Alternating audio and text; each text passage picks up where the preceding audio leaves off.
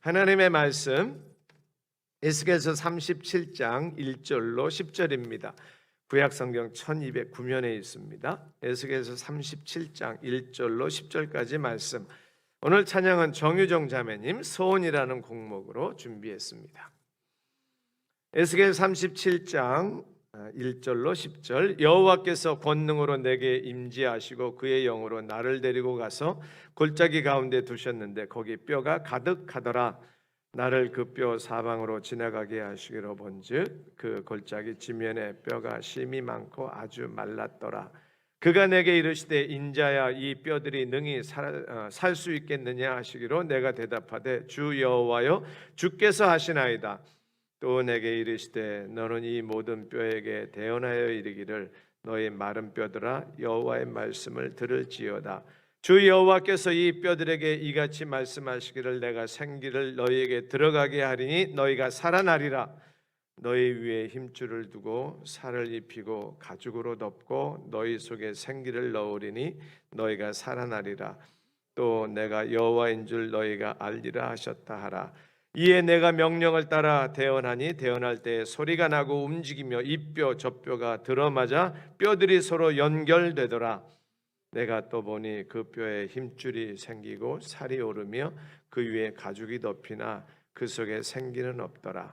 또 내게 이르시되 인자야 너는 생기를 향하여 대언하라. 생기에게 대언하여 이르기를 주 여호와께서 이같이 말씀하시기를 생기야 사방에서부터 와서 이 죽음을 당한 자에게 불어서 살아나게 하라 하셨다 하라. 이에 내가 그 명령대로 대언하였더니 생기가 그들에게 들어가매 그들이 곧 살아나서 일어나 서는데 극히 큰 군대더라. 아멘. 오늘 설교의 제목은 너희가 살아나리라, 너희가 살아나리라입니다. 에스겔은 남왕국 유다가 바벨론에게 패망당할 즈음에 활동했던 선지자입니다. 주전 597년 바벨론이 2차 침공했을 때 유다의 왕 여호야긴 왕이 포로로 끌려가는데 그때 에스겔도 같이 끌려갑니다. 그리고 그로부터 11년 후인 주전 586년, 587년이라고도 하고요. 그때 남왕국 유다가 완전히 멸망당하죠. 큰 충격이었습니다. 어떻게 하나님이 택한 하나님의 나라 유다, 우리 이스라엘이 멸망할 수 있을까? 패망한 이스라엘에게는 큰 질문이 있었습니다. 첫 번째는 과연 하나님이 우리와 함께 하시는 거 맞나? 라는 질문이었고요. 두 번째는 과연 우리가 회복될 수 있을까? 라는 질문이었습니다. 그 큰 질문에 대한 대답이 바로 에스겔서의 말씀입니다. 에스겔은 메시지를 통해서 대답을 합니다. 하나님이 회복하실 것이다. 그리고 새 예루살렘이 종국적으로 하나님이 함께 하심으로 회복이 될 것이다 라는 메시지를 줍니다. 오늘 본문 에스겔 37장은 예루살렘 성이 불에 타고 멸망당했다라는 소식을 바벨론에서 들은 에스겔이 회복의 메시지를 전하는데 그 중에 일부입니다.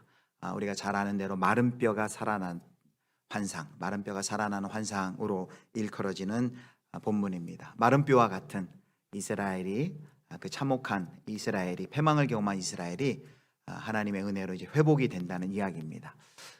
마찬가지로 코로나19 팬데믹 시대에 절망과 또 죽음의 고통의 시간을 통과하는 우리들에게도 하나님이 이 말씀과 같이 우리에게도 회복의 역사를 주시기를 소망하면서 함께 오늘 말씀을 살펴보도록 하겠습니다. 우리 먼저 1절 말씀입니다. 1절을 함께 읽겠습니다. 여호와께서 권능으로 내게 임재하시고 그의 영으로 나를 데리고 가서 골짜기 가운데 두셨는데 거기 뼈가 가득하더라. 아멘. 여기 권능으로라고 했는데 이 권능은 원어에 보면 손입니다. 여호와의 손이 내게 임재하시고 하나님이 에스겔에게 임재했다는 걸 보여주는 표현입니다. 또 손은 그의 영으로 또 해석을 해도 됩니다. 그의 영, 하나님의 영이 에스겔을 데리고 어디론가 데려갔습니다. 어디로 데려갔습니까? 방금 본 데 보면 골짜기 가운데로 데려갔다라고 되어 있습니다. 근데 그 골짜기에는 뼈가 가득하다라고 묘사되어 있습니다. 골짜기 가운데 뼈가 가득한 것은 이제 37장 14절에 보면 이스라엘의 온 족속의 멸망당한 이스라엘의 모습이라고 설명이 되어 있습니다. 여러분 골짜기에 뼈가 가득한 곳 여러분 가보고 싶으십니까? 가고 싶지 않으시겠죠. 절망의 장소, 죽음의 장소, 문제의 장소, 인간의 본성이라면 가고 싶지 않은 장소입니다. 그런데 거기에 하나님께서 성령으로, 하나님의 영으로 에스겔을 사로잡아서 거기를 데리고 가십니다. 다 가기를 꺼려하고 피하고 싶고 가고 싶지 않은데, 그러나 누군가는 가야 하는 그곳을 하나님의 영이 에스겔을 사로잡아서 그곳으로 데려갑니다. 도대체 왜 하나님께서는 데리고 가시는 걸까요? 우리 2절 말씀 계속 보겠습니다. 자, 2절입니다. 나를 그 뼈 사방으로 지나가게 하시기로 본즉 그 골짜기 지면에 뼈가 심이 많고 아주 말랐더라. 하나님께서는 그 뼈들이 잔뜩 있는 그곳에 에스겔을 사방으로 데리고 다니십니다. 여기도 내려가고 저기도 내려가고 이쪽도 보게 하고. 그래서 거기 보면 2절에 본즉 그랬습니다. 에스겔이 멀리서 그 뼈 무덤만 있는 줄 알았는데 곳곳을 지나가면서 그 현실을 봅니다. 그렇게 볼 때 두 가지 에스겔이 확인한 게 있는데요. 첫 번째는 뭐냐면 뼈가 심이 많았다라는 겁니다. 단순히 그냥 몇 명, 몇십 명만의 뼈가 아니라 정말 어마어마한 민족이 패망당한, 멸망당한 그 무덤이라는 것을 확인하게 됩니다. 많은 백성들이 살해당하고 그 참혹함이 얼마나 큰지를 에스겔이 가면서 보면서 깨닫게 됩니다. 두 번째는 뭐라고 되어 있냐면요, 2절에 아주 말랐더라 그랬습니다. 여러분, 뼈가 말랐다는 게 무슨 뜻일까요? 마른 뼈가 있으면 뚱뚱한 뼈가 있을까요? 그런 뜻이 아니고, 뼈가 말랐다는 것은 이렇게 죽임당한 지 오랜 시간이 되었다, 오래 황폐했다라는 것입니다.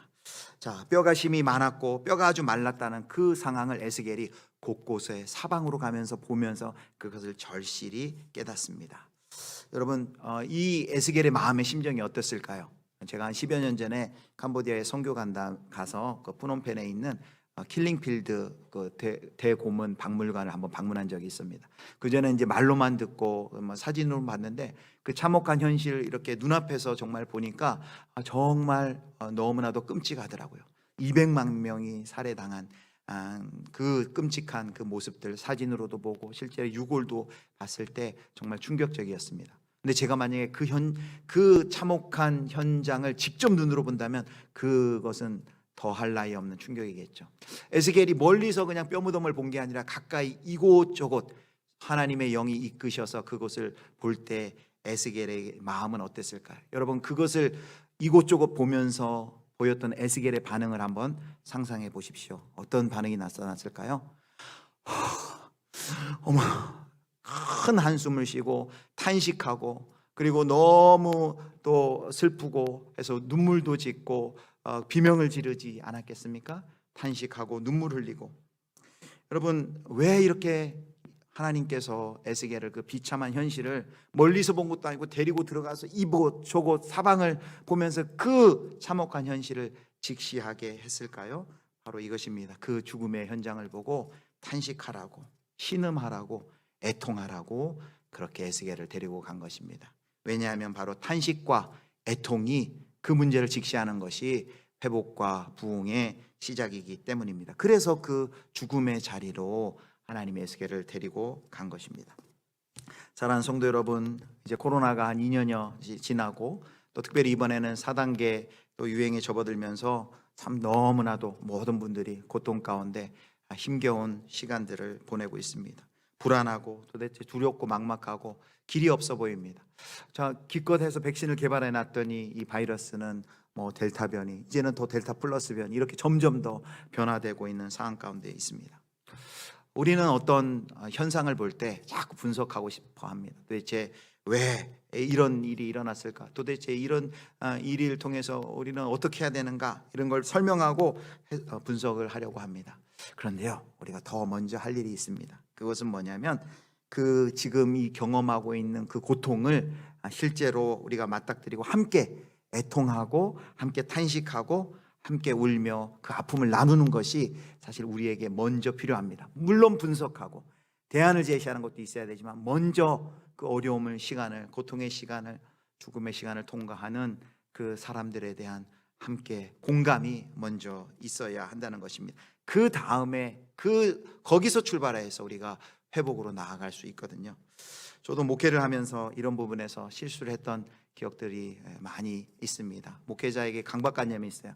무슨 질문이든 거기에 정답을 제시해야 된다는, 그걸 내려놓아야 되는데, 한 번은 이혼을 결심하신 젊은 여집사님이 저를 찾아와 상담을 청했습니다. 저와 또 제자 훈련도 했고 굉장히 가까운 분인데, 그분이 이 상담했을 때 목회자로서 그렇게 하면 안 된다, 그래서 왜 그렇게 하면 안 되는지 그 이유를 아주 논리적으로 신앙적으로 혼내켜가면서 이야기를 했습니다. 물론 그 말이 필요했죠. 그러나 정말 그 집사님에게 필요한 것은 그가 그런 생각을 하기까지, 그런 결심을 하기까지 어떤 과정을 거쳤고 얼마나 힘들었는지, 집사님 많이 힘드셨군요, 이렇게 공감해주지 못하고 정답만 제가 먼저 제시했던 것이죠. 지금 생각하면 너무 미숙했습니다. 더 큰 상처를 집사님에게 안겨준 것 같아서 참 죄송한 마음입니다. 사랑하는 성도 여러분, 여러분 많이 코로나를 통과하면서 어떠십니까? 많이 힘들지 않으십니까? 고통스러우십니까? 그렇다면 하나님께 아뢰시면 됩니다. 나 아픕니다, 나 힘듭니다, 하나님 도대체 어떻게 살라는 말입니까? 하나님 앞에서 토로하고 우십시오. 왜냐하면요, 사람은 공감하지 못하도 하나님께서는 공감하시는 하나님이시기 때문입니다. 시편에 많은 이야기가 탄식시지 않습니까? 하나님께 슬픔을 토로하고 아픔을 토로하고 하나님께 못 살겠다고 살려달라고 토로하는 하나님이 공감해 주십니다. 그 다음 우리 공동체도요, 이제는 좀 함께 그런 어려움과 힘듦의 시간을 통과하는 공동체를 함께 애통하고 함께 탄식하는 그런 공동체가 되었으면 좋겠습니다. 힘들구나, 힘들지요 하고 한번 공감해 주시고, 그 정혜신 박사가 쓴 당신이 옳다라는 책에 보면 그런 질문을 하라 그러잖아요.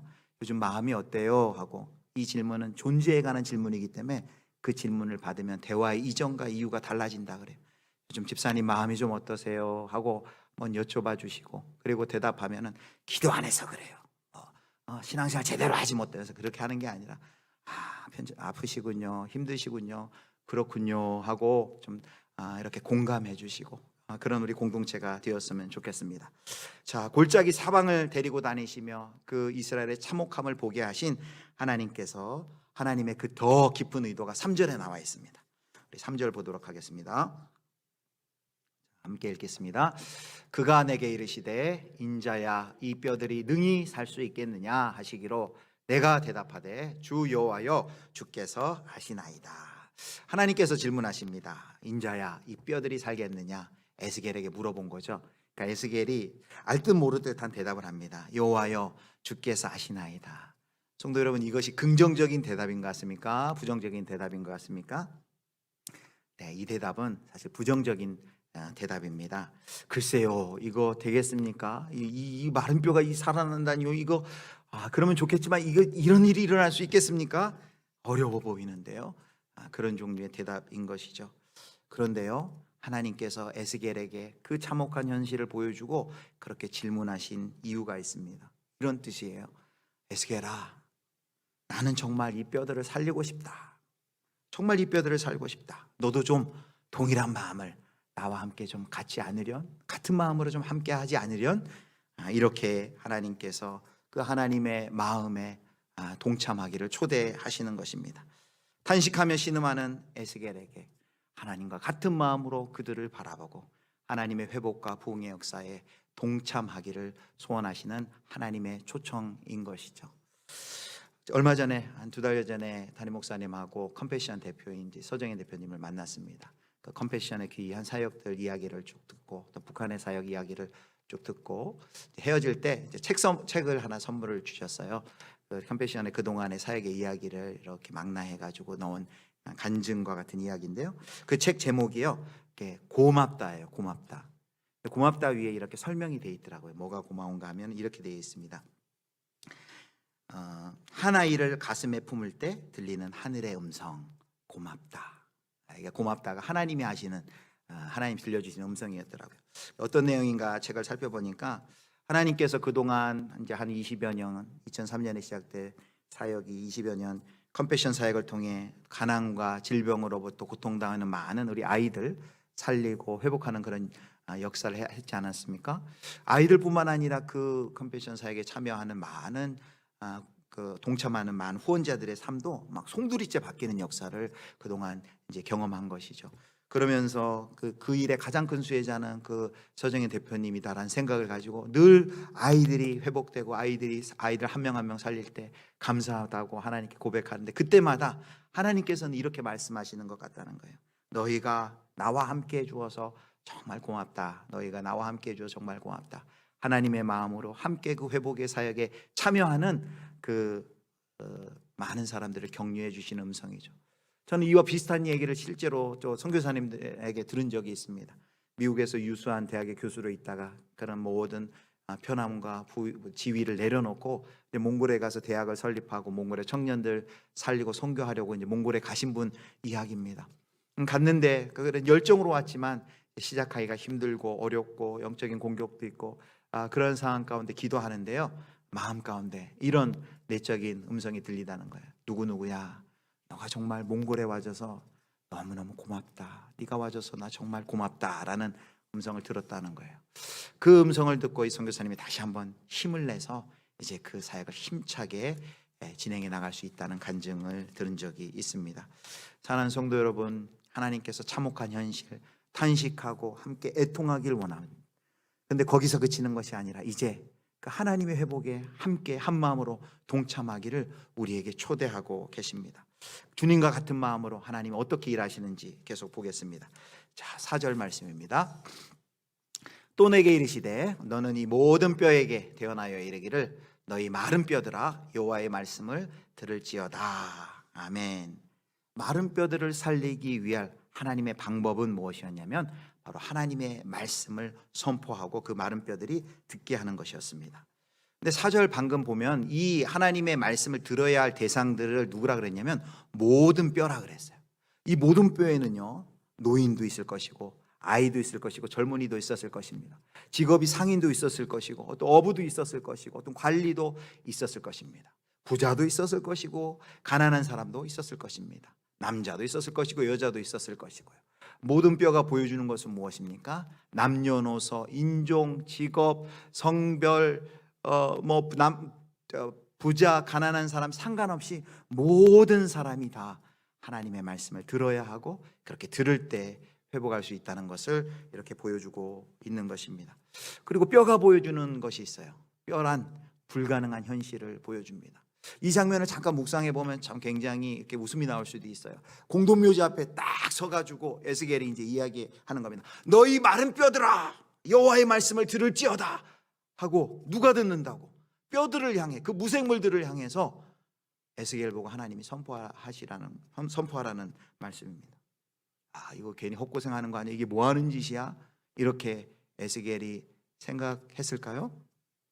하나님의 말씀을 전하라. 그럴 때 들을 것 같지 않은 사람들에게도, 들을 것 같지 않은 대상들에게도 이 말씀은 들려져야 한다는 것을 이렇게 보여주십니다. 하나님의 마른 뼈와 같은 그 죽음과 절망에서의 회복과 부흥의 방법은 뭐라고요? 기억하셔야 됩니다. 하나님의 말씀입니다. 하나님의 말씀을 선포하는 것입니다. 하나님이 세상을 구원하시고 회복하신 이 이야기, 성경의 이야기, 복음이 바로 우리를 살리시고 회복할 줄 믿습니다. 복음만이 우리를 변화시킬 줄 믿으시길 바랍니다. 자, 에스겔이 하나님의 말씀에 순종하여서 대언했습니다. 대언한 그 내용이 5절과 6절에 고스란히 기록이 되어 있습니다. 자, 5절과 6절 보겠습니다. 주 여호와께서 이 뼈들에게 이같이 말씀하시기를 내가 생기를 너희에게 들어가게 하리니 너희가 살아나리라. 너희 위에 힘줄을 두고 살을 입히고 가죽으로 덮고 너희 속에 생기를 넣으리니 너희가 살아나리라. 또 내가 여호와인 줄 너희가 알리라 하셨다 하라. 여기 이 말씀 5절 6절 말씀을 에스겔이 대언합니다. 대언. 여러분, 대언이 무슨 뜻일까요? 대언이란 것은 단순히 그냥 기계적으로 하나님의 말씀을 전달했다 이런 뜻이 아닙니다. 그래서 그 공동 번역에는 이 대언했다는 이 부분을 이렇게 번역을 해놨더라고요. 나는 분부하신 대로 말씀을 전하였다. 분부하신 대로 전하였다. 이 말씀은 뭐냐면 거기에 이 예언자의, 이 에스겔의 순종이 거기에 들어갔다는 것을 보여줍니다. 단순히 하나님의 말씀을 듣고 귀로 듣고 기계적으로 선포한 것이 아니라 그 말씀이 에스겔의 안에서 먼저 자신의 삶과 공명이 된 겁니다. 자신의 마음에 부딪힌 것입니다. 그리고 그 말씀이 육화되고 체화된 그 말씀을 믿을 때, 그 말씀을 선포할 때 하나님의 생기가 불어오고 하나님의 생명의 역사가 나타난 것이죠. 우리가 예수를 믿지만 나도 믿지 않는 말씀을 선포한다고 그 말씀이 이 역사할 수 있겠습니까? 그 말씀을 나는 순종하지도 않고 그 말씀이 역사하겠습니까? 설교자가 강단에서 전한 대로 살아야지만 그 말씀이 힘이 있고 역사하겠지. 말은 제대로 했는데 말은 바로 전했지만 살아내지 못한다면 그 말씀 힘이 있겠습니까? 그런 의미에서 우리는 이 설교의 말씀을 듣고 이 예배가 마치고 다시 강단에서 내려가고 이 예배당에서 나가서 다시 우리 삶 속에서 우리는 뭘 합니까? 그 말씀을 이제 삶으로 살아내고 삶으로 선포하는 일을 우리가 하는 것이죠. 여러분, 왜 우리가 성경을 읽습니까? 왜 묵상을 합니까? 왜 암송을 합니까? 왜 성경 쓰기를 합니까? 성경의 지식, 정보 누리려고요? 아니죠. 성경을 살아내기 위해서 우리는 말씀을 듣고 읽고 쓰고 암송하고 말씀을 가까이 하는 것입니다. 성경을 살아내는 것, 그것이 바로 대언입니다. 살아내는 것. 그래서 폴 스티븐스 교수가 이런 얘기를 합니다. 성경적 영성은 하나님의 구원 이야기를 세상 안에서 살아내는 능력이다. 우리는요, 성경을 삶에서 연주하는 사람들과 같아요. 성경의 이야기를 우리의 삶으로 각자가 맡은 배역으로 그 성경의 말씀을 삶으로 보여주는 겁니다. 살아내는 것입니다. 연주하는 것입니다. 이렇게 에스겔이 하나님의 말씀을 대언할 때 놀라운 역사가 일어납니다. 이제 7절 보겠습니다. 7절 말씀. 이에 내가 명령을 따라 대언하니 대언할 때에 소리가 나고 움직이며 이뼈 저뼈가 들어맞아 뼈들이 서로 연결되더라. 아멘. 여러분, 그 말씀대로 이 뼈들이 살아납니다. 그리고 이 뼈 저뼈가 맞을 때 여기 보니 소리가 난다 그랬어요. 어떤 소리가 날까요? 뼈가 맞는 소리. 따닥따닥따닥따닥. 그래서 뭐 막 뼈들끼리 그랬겠죠. 야, 너 내 뼈 아니잖아. 골반뼈, 내 오른뼈 어디 있냐, 오른손발 뼈 어디 있냐 해가지고 서로 막 찾고 뼈들이 맞춰지고 일어납니다. 단계적으로 마른 뼈들이 부활하는 걸 볼 수 있습니다. 여러분, 마른 뼈와 같은 무생물도 하나님의 말씀을 듣고 일어섭니다. 왜 그럴까요? 하나님이 창조주시기 때문에. 창조주의 명령에 그 피조세계 창조물은 당연히 반응해야 되는 것이죠. 예수님께서도 그래서 바람과 바다를 향해 외치지 않으셨습니까? 바람아, 파도야, 바다야, 잠잠하라. 창조주 하나님께서 명령하실 때 그것에 순종했습니다. 그런데 7절을 보면 좀 이상한 것이 있어요. 바로 믿음과 순종의 결과로 대언했는데 5절과 6절 말씀 그대로 이루어지지는 않았습니다. 힘줄이 오르고 살이 오르고 살갗이 가죽이 덮였는데 사람의 모양은 없는데 5절 6절과 다른 것은 뭐냐면 생기가 없었어요. 8절을 보세요. 8절 말씀. 내가 또 보니 그 뼈에 힘줄이 생기고 살이 오르며 그 위에 가죽이 덮이나 그 속에 뭐는 없어요? 생기는 없더라. 그래서 하나님이 다시 대언의 명령을 합니다. 자, 두 번째 대언의 명령인데요. 9절 말씀입니다. 또 내게 이르시되 인자야 너는 생기를 향하여 대언하라. 생기에게 대언하여 이르기를 주 여호와께서 이같이 말씀하시기를 생기야 사방에서부터 와서 이 죽음을 당한 자에게 불어서 살아나게 하라 하셨다 하라. 하나님께서 두 번째 이제는 생기를 향해 대언하라고 합니다. 성도 여러분, 왜 두 번일까요? 한 방에 딱 끝내고 한 방에 말씀하고 한 방에 선포하면 그대로 이루어지면 얼마나 좋습니까? 근데 왜 두 번 했을까요? 어떻게 보면 하나님이 뭔가 좀 부족하셔서 첫 번째 실패하시고 두 번째를 통해 완성하셨을까라는 혹시 생각이 드십니까? 아닙니다. 의도가 있어요. 바로 이 마른 뼈가 살아나는 이 모습은 바로 첫 창조, 창세기 2장에 보면 하나님이 사람을 창조할 때의 모습과 너무 똑같습니다. 거기 두 단계로 걸쳐서 하나님이 창조하시는데 첫 번째는 하나님께서 흙으로 사람을 지으세요. 흙으로 그 모양을 형성해 놓으세요. 그 다음에 두 번째 생기를 그 코에 불어넣으십니다. 하나님이 생기를 불어넣으실 때 그 흙이 이제 생명이 되었다라고 창세기 2장 7절에 말합니다. 바로 그 모습을 재현한 겁니다. 그래서 뭘 보여주냐면 그 마른 뼈가 살아나는 그 회복의 역사는 바로 하나님의 창조의 역사, 재창조의 역사다라는 것을 우리에게 보여주고 있는 것입니다. 그리고 또 하나 우리가 실제적으로 또 이런 해석을 해볼 수도 있습니다. 이것은 말씀 사역의 대언의 지속성을 우리에게 보여주는 것입니다. 하나님의 말씀이 대언될 때 놀라운 일들이 일어납니다. 복음이 선포되고 또 삶으로 해석된 복음이 선포될 때 놀라운 회복의 역사가 일어나는데 그게 그냥 한순간에 한 번에 일어나는 경우가 있을 수도 있지만 그렇지 않습니다. 설교를 한 번 듣는다고 막 변하고, 성경 공부했다고 막 변화되고, 한 번의 순간에 다 변화됩니까? 그러나 그렇다고 낭망하실 필요는 없어요. 매번 계속 참여하는 그 예배를 통해 이미 그 안에서 하나님께서 말씀이 계속적으로 증거되고 대언되는 그 자리를 통해서 성령께서 회복의 역사를 이미 진행하고 있다는 말씀입니다. 자, 에스겔이 이렇게 두 번 대언했을 때 이제 어떤 역사가 일어났을까요? 이제 마지막 10절의 결론입니다. 10절과 같은 일이 일어납니다. 10절 보겠습니다. 이에 내가 그 명령대로 대언하였더니 생기가 그들에게 들어가매 그들이 곧 살아나서 일어나 서는데 극히 큰 군대더라. 아멘. 두 번째 대언했을 때 생기가 그들에게 사방에서 불어와 들어가서 그들이 살아납니다. 그리고 마른 뼈였던 그들이 이제 어떤 존재가 되었다고 말해요? 극히 큰 군대가 되었다. 사랑하는 성도 여러분, 바로 이것이 회복의 역사, 부흥의 역사인 줄 믿으시길 바랍니다. 여러분, 부흥이 뭡니까? 큰 군대가 되는 거예요. 그런데 그냥 큰 군대만 되면 숫자가 많아지는구나, 우리가 생각하는 부흥, 그것입니까? 아니에요. 여기 이 군대의 정체성이 아까 6절에 정확히 나와 있습니다. 6절 하반절에 보니까요, 이렇게 되어 있습니다. 너희 위에 힘줄을 두고 살을 입히고 가죽으로 덮고 너희 속에 생기를 넣으리니 너희가 살아나리라. 그리고 마지막에 이렇게 돼 있죠. 또 내가 여호와인 줄 너희가 알리라 하셨다. 사랑하는 성도 여러분, 이 큰 군대는 어떤 군대입니까? 내가 여호와인 줄 아는 군대, 여호와를 인정하는 군대, 물이 바다 덮음같이 여호와를 인정하는 것이 온 세상에 가득한 것이 참된 부흥인 것을 성도 여러분 믿으시길 바랍니다. 여호와를 인정하는 것, 여호와를 인정하는 것, 여호와를 경외하고 여호와께로 돌아오는 것, 여호와를 경배하는 것, 그것이 성경이 말하는 회복 참된 부흥인 것을 우리에게 오늘 말씀을 통해 이 마른 뼈의 환상 이야기가 우리에게 보여주고 있는 것입니다. 사랑하는 성도 여러분, 코로나 시대를 통과하면서 많은 분들이 어려운 시기를 통과하고 있습니다.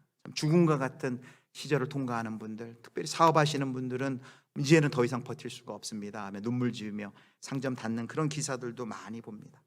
코로나 바이러스, 전 세계 지구상의 코로나 바이러스를 다 묶으면 1kg도 안 된다라고 했는데 이제 1kg는 넘었대요. 왜냐하면 1억 명이 되면 1kg 정도 된다 그래요. 근데 이제 며칠 전에 벌써 감염자 수가 2억 명이 된다네요. 78억 명 중에 2억 명, 어마어마한 많은 사람들이 지금 감염된 상황 아닙니까?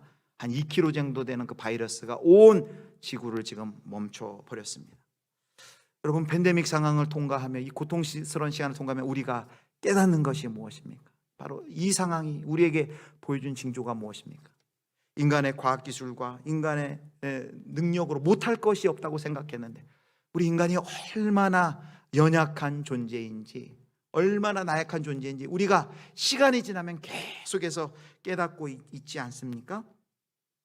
우리에게 이 팬데믹은 겸손함을 요구합니다. 그리고 정말 인간이 진정으로 살 수 있는 길은 인간의 과학과 문명과 어떤 경험, 업적을 의지하는 것이 아니라 창조주인 하나님과 바른 관계를 맺고 그 하나님께 돌아갈 때 거기에 참 생명이 있다, 그 하나님께로 돌아가라 라는 메시지를 우리에게 주고 있는 것 아닙니까? 하나님과 그분이 세우신 구원자 예수 그리스도께 돌아올 때, 그분을 경배할 때 우리에게 참 생명의 길이 있다라는 것을 우리에게 보여주고 있습니다. 사랑하는 성도 여러분, 하나님께 돌아가는 것, 하나님과 바른 관계를 맺는 것이 회복이고 부흥인 것을 믿으시길 바랍니다. 그렇게 회복되고 부흥하는 것, 구체적인 우리의 삶의 실천 두 가지를 마지막으로 확인하고 싶습니다. 첫 번째는 하나님께로 돌아가는 구체적인 실천은 첫 번째, 말씀으로 돌아가는 것입니다. 말씀으로 돌아가는 것. 오늘 우리 이 30장 본문에서도 이 마른 뼈와 같은 그들을 살리는 것이 그 하나님의 방법이 뭐였어요? 말씀을 선포하고 말씀으로 그들을 살리는 것이었습니다. 결국 하나님의 말씀으로 돌아간다는 것은 무엇입니까? 내 삶의 모든 판단과 기준이 말씀이 되게 하라는 것이죠. 지난주 강하고 담대하라. 왜요? 하나님의 율법을 지키고 행하도록 강하고 담대하라 그랬지 않습니까? 말씀의 원리를 따라 사는 것이 정말 참된 우리의 사는 길이며 풍성한 삶의 길인 줄 믿고 말씀을 듣고 읽고 붙들고 순종하기 힘쓰는 것이 말씀으로 돌아가는 삶입니다. 사랑하는 성도 여러분, 코로나 시대 암울하지만 마른 뼈가 살아난 것처럼 하나님이 이미 지금 부흥의 역사, 회복의 역사를 시작하고 계십니다. 잘 한번 돌이켜보세요. 코로나 시대가 되면서 모든 행사가 다 이제 중단되었습니다. 모든 이벤트, 모든 훈련, 모든 프로그램이 다 중단되었습니다. 오로지 하나 4단계 속에서도 진행되는 것이 있다면 그게 뭡니까? 바로 예배죠. 예배. 그런 상황 속에서 이 예배 뭘 깨닫습니까? 하나님의 말씀이 얼마나 귀하고 소중한 것인 깨닫고 우리가 드리는 예배가 얼마나 소중한 것인 것을 깨닫고 이 예배의 자리에 마스크를 끼고서라도 위험을 무릅쓰고라도 참여하라는 성도님들이 계시지 않습니까? 기존에 드렸던 예배와는 다르지만 시간을 정해서 우리가 만나지는 못하지만 우리가 각자의 처소에서 가정에서 온라인으로 시간을 지켜서 마음과 뜻과 정성을 다 예배드리는 성도들이 있지 않습니까? 왜 이렇게 모이시는 거예요? 하나님의 말씀이 생명인 것을 알기 때문입니다. 하나님의 말씀을 들어야 산다. 하나님의 말씀에 입맛이 돌아오고 있는 거예요. 하나님이 지금 코로나 시절 가운데 지금 이런 회복과 부흥을 이미 시작했다는 말씀입니다. 두 번째, 하나님께로 돌아가는 구체적인 실천, 우리의 삶 가운데 예배의 회복이 일어나기를 소망합니다. 코로나 상황이 지속되면 많은 우려가 있었어요. 성도들이 영적인 게으름에 빠지고 교회가 쇠퇴하면 어떡합니까? 하는 이런 염려 있습니다. 물론 그런 염려가 충분히 있고 그런 또 현상들도 보이기도 합니다. 그러나 그것만 보지 마시고 눈을 들어서 믿음의 눈을 뜰 때 오히려 이 상황 속에서 예배의 소중함을 깨닫고 예배의 생명을 걸고 더 기도하고 더 예배에 집중하려는 깨어난 성도들이 있는 것을 우리는 보게 됩니다. 예배자로서 시편 137편에 보면 바벨론의 포로로 끌려가서 마치 우리 코로나 시대를 만난 것처럼 예배드리지 못하는 그 사람들의 그 눈물이 나옵니다. 그리고 거기서 결단합니다. 예배의 회복을 결단하는 그 시편 137편의 바벨론 유배자들의 그 결단이 오늘 코로나 시대를 맞이한 우리의 성도들 가운데서도 이런 회복과 이런 부흥의 결단이 일어나는 것을 저는 많은 사람들은 함께 보고 있습니다. 이전까지는 그냥 소홀하게 여겼고 다성에 젖었던 예배가 이 예배가 얼마나 소중한지를 깨닫고 예배의 귀중함과 명예로움을 새삼스럽게 체험하면서 거기에 우리의 마음과 뜻과 정성을 다하여 그 예배를 드리는 이 예배의 회복이 일어납니다. 가정마다 또 어떤 일이 일어납니까? 우리 가정이 하나님께 예배해야 된다 하고 가정 예배가 이 코로나 시대에 새로 회복되고 일어나는 역사가 지금 전국적으로 일어나고 우리 교회에서도 그 일이 진행되고 있습니다. 진정한 예배다운 예배를 드려야 되겠다는 예배자의 회복들이 예배자가 세워지는 일들이 지금 일어나고 있습니다. 사랑하는 성도 여러분, 그렇다면 지금 이 시대 마른 뼈와 같은 그런 코로나 시대, 이 재앙의 시대에 하나님께서 지금 우리 안에 뭘 행하고 계신 거예요? 바로 회복의 역사. 내가 여호와인 줄 알리라. 하나님을 경외하고 예배를 회복하고 말씀을 사모하는 그런 회복의 역사를 지금 하나님께서 시작하고 계신 줄 여러분 믿으시길 바랍니다. 우리가 직면하고 있는 상황 분명히 위기임에 틀림없습니다. 분명합니다. 그러나 동시에 하나님께서 이 교회를 새롭게 하시고 이 나라와 만몬을 숭배하는 쾌락에 빠져있는 이 인류를 새롭게 하시려는 하나님의 일하심이 이 속에 있다는 그 믿음의 눈을 여러분 뜨시길 바랍니다. 어쩌면 지금이 이제 마지막 한국교회가 새롭게 될 수 있는 하나님의 일하심의 기회인 줄 모르겠습니다. 그동안 우리 성도들이 정말 소비자였던 성도들이 이제는 참된 예배자로 하나님께서 다시금 새롭게 일으키시려 하고 경영자와 기업인 같았던 목회자들을 정말 성도들을 사랑하는 참된 말씀의 목회자로 하나님이 세우려 하시고 기업과 같았던 회사와 같았던 교회가 이제는 정말 하나님을 예배하는 사랑의 그런 교회로 하나님이 이렇게 세우시려는 그런 회복의 역사가 지금 이 코로나 시대 가운데 재앙의 시대 가운데 마른 뼈를 살리시는 역사와 같이 하나님이 이 부흥을 앞에서 이끌고 계심을 여러분들 믿으시길 바랍니다. 그렇다면 여러분 우리의 응답은 무엇이어야 되겠습니까? 아까 에스겔을 향하여 질문했던 것처럼 이 뼈들이 능히 살겠느냐? 절망만 하는 것이나 이 안에서 하나님이 일하시는 것을 믿음의 눈으로 보고 하나님과 같은 마음으로 하나님께 순종함으로 우리의 삶 가운데도 정말로 말씀이 회복되고 예배가 회복되고 여호와의 여호와 되심 하나님을 경외하고 경배하는 하나님께로 돌아가는 정말 참된 회복과 부흥의 역사가 우리 예수비전교회 가운데 또 이 나라와 민족 가운데 일어날 수 있기를 주님의 이름으로 축복합니다.